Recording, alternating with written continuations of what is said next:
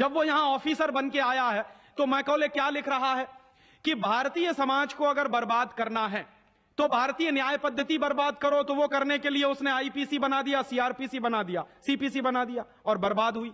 दूसरी बात वो कहता था कि भारतीय समाज को बर्बाद करना है तो भारतीय शिक्षण पद्धति का नाश करो।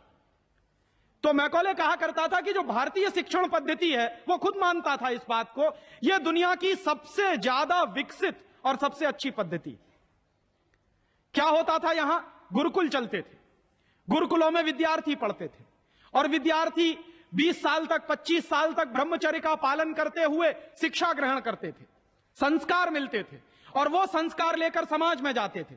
उन्हीं संस्कारों से संस्कृति बनती थी और वही संस्कृति भारतीय संस्कृति कहलाती थी।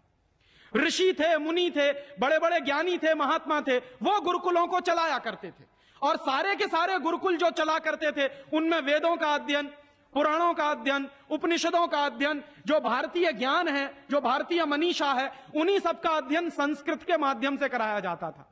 मैकॉले ने क्या किया कि गुरुकुलों का नाश अगर करना है तो उसने एक कानून बनाया। क्या कानून बनाया?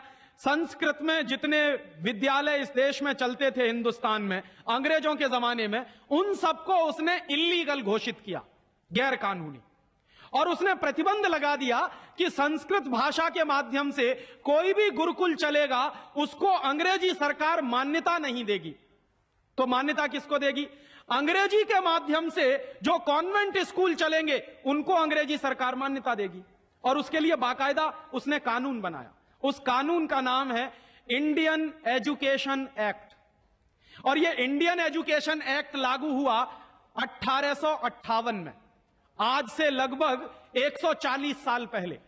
तो 140 साल पहले जो कानून लागू हुआ था अंग्रेजों के जमाने में, वही कानून आज भी चल रहा है।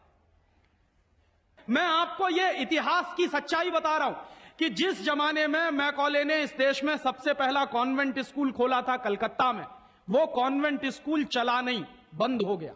क्यों बंद हो गया? क्योंकि कोई भी भारतीय मां बाप अपने बच्चे को कॉन्वेंट में पढ़ाने को नहीं भेजता था। अंग्रेजों के जमाने की बात बता रहा हूं। अंग्रेज अपनी पूरी ताकत लगाकर भी इस देश में कॉन्वेंट स्कूल चला नहीं पाए, लेकिन अंग्रेजों के जाने के बाद गांव गांव में, गली गली में कॉन्वेंट स्कूल चल रहे हैं।